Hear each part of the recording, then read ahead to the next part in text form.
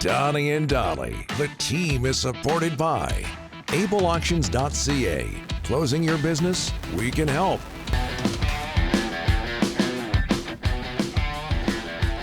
It is Monday, and all of our guests today, including Jamie McLennan, standing by, sponsored by Basant Motors. We are back, and so is the Basant Motors Scholarship, bigger than ever, with $33,000, Rick, and scholarships awarded. Learn more at Basant Motors, BASANT Motors.com. You have to know how to spell scholarship in order to get one. Update from Basant Motors. Lekaramaki's got a car. There. He's one of the players. Is that good? Is there still that curse there? With there's not a curse. I don't know. Garland's got a car. Joshua. Okay, it's gone. Joshua's got a car. I heard Lekaramaki's got a car. Garland's not with him anymore. We got time for Jamie here? And by the way, we're going with Lekaramaki now, I believe. Lekaramaki. Well, I think that there's an I there, but we don't pronounce it. Somebody complained, and now you're all up in arms. Well, I'm not up in arms. We'll figure it out by the end of the season. Maybe Jamie knows. Maybe he can help us. Noodles, TSN, Jamie McLennan joining us now. How are you? Not too bad. And no, I cannot help with pronunciation. I am the worst. I will be honest. The best part about being the color guy is you allow the play-by-play guy to pronounce it, and then you go, yes, that player. I don't go so far and go, buddy scored or, my pal. But, like, when you have frustrating names or very unique names, as a color guy, you pray that they do nothing that night. You pray that that they don't play or they don't touch the puck because on your sheet, you phonetically, sound it out. Yeah. Like you draw it out. So that's what I do. But no, I am not going to correct anybody on his name because let's see if he's an everyday guy. Then we will talk about it. Yeah. My instructor at Broadcasting College, if you're not really sure, but you have to say the name, say it very quickly and slur it, and then just move on confidently. Try that, Jamie. Yeah. Story of my life slurring, so that's no good. Oh, I know. There you go. Only on weekends. All right. Yeah. Thatcher Demko, knee issues. And yesterday or over the weekend, there was an article and from Ian McIntyre here in Vancouver. And Rick Tocchet saying there's no target date right now with Thatcher Demko. This thing has gone on for a long time. I used this phrase earlier, Jamie, but should alarm bells be going off in Canuck land when you hear something like that after all this time? Yes, because it's concerning. If you had a hard date and say, this guy's playing 2 weeks from now, like we're happy, then you're not concerned. But when there's no target date and it's been kind of quiet and you're not sure, that's what we saw last year and saw into the playoffs and saw that he was skating, but you're not sure. And I don't know. It's very concerning. I'll be honest. TSN, we just did our top 50 list, and I have Thatcher Demko on my list, and I would have had him higher, but the trust factor is very concerning for me because are we going to get 60 games out of him? Are we going to get 40? Is he going to start the season? There's just too many question marks. And as a fan, all you're trying to do is lay your team out on paper. Because I think the Canucks look nice on paper.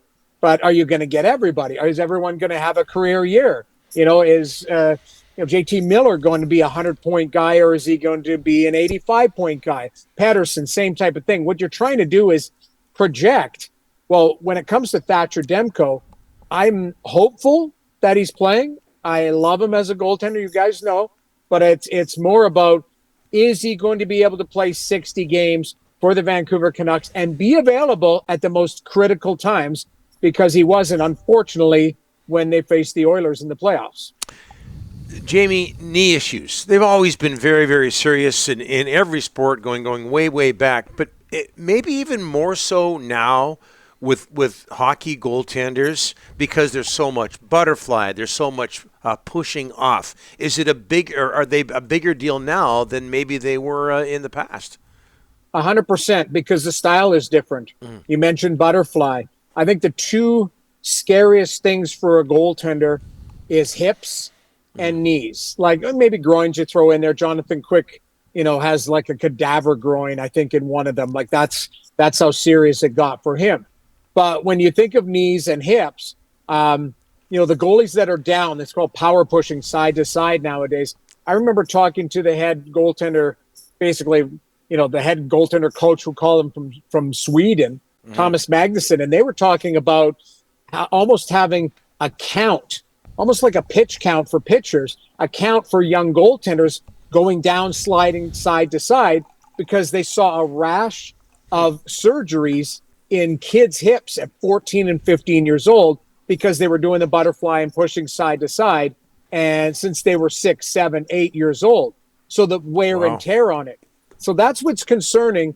Anytime you bring up knee, hip, groin to a goaltender, that's the wear and tear, just because of the position. The position is so in tight. You're down on every play. You're pushing from side to side. You need to explode because it's so much faster than, we'll call it, more in tight than when I played. There was a lot more shots from the perimeter and a lot more chopping wood in front of the net. Nowadays, the play is 10 feet around the crease and guys have to be really active.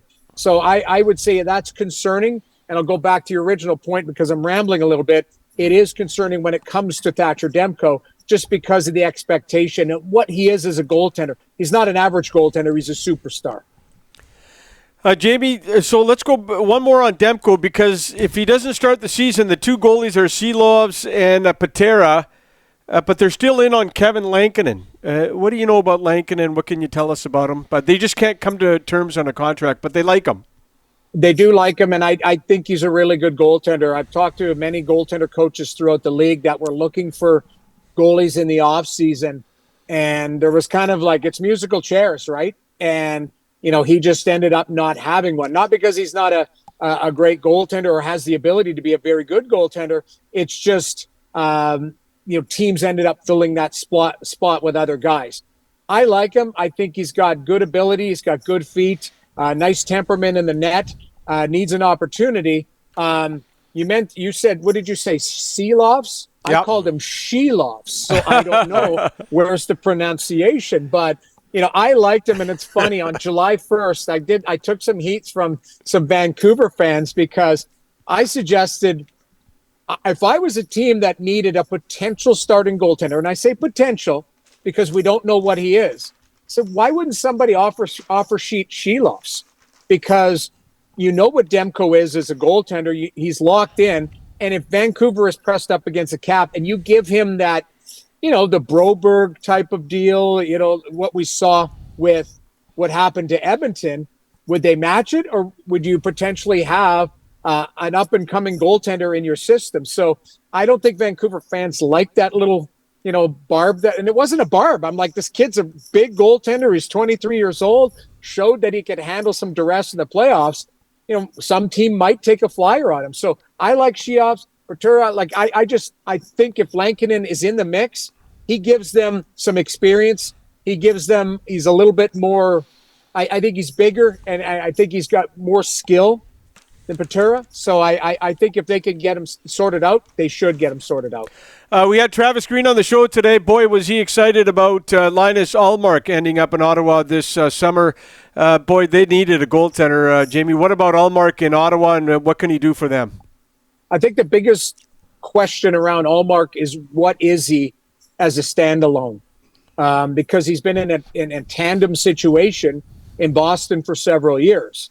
So he hasn't been the guy, even though he won the Vezina, scored a goal. He's been a fantastic goaltender, gotten better with age since he left Buffalo. But it's more about, what is Ottawa going to get out of him? Is he a 55-game guy? Is he a 50-game guy? Can he get to 60-plus games? We're seeing that, a little bit more rare now in the league. But Travis has himself a real special goalie there. Great temperament, seems to have embraced the city of Ottawa. So, a lot. You look at what Travis has had in his career. He's had some pretty good goaltenders, in Vancouver. Not so much in New Jersey as an assistant coach. I mean, that was their downfall. I see all the betting odds that Jersey's in the top 5 to win the cup now that they got a goalie. That's what people think of the team. They just couldn't get a save. So I think Greeny's pretty happy there. I just think the biggest question mark around Ullmark is how many games are you going to get out of him? Because Forsberg's a good number 2, and he can take away some of the minutes. So if they don't have to stress either one of them too much, they might have a real nice tandem there. Yeah, Jacob Markstrom, now a member of the Devils, and Jake Allen is part of that tandem as well. Very quickly, Jamie, Sidney Crosby, 2-year extension, 8.7 per. He stays at that figure. Does that seem low? Well, it's very low given that there's, guys that are signing 12, 13, 14, and Sid's not a legacy player. He's still contributing, right? Like you're not just getting it on jersey sales and him showing up and skating around. Like, he's been a top-notch player the whole time. And if anything, the last couple of years, he's, darn near dragged that team into the playoffs. So 8.7 is a huge bargain considering Draisaitl was 8.5 last year and will be this year until the extension kicks in. I mean, Sidney is Sidney. I don't know if he's not your Mount Rushmore, he's pretty darn close of top players in that ever played this game. So, I think the organization is very happy that he's superstitious with the numbers 8.7 because that could easily be double digits and nobody think twice about it. All right, so you're going to join us every second Monday, Jamie, and we really appreciate this and looking forward as well. All right, guys, thanks for having me. You bet.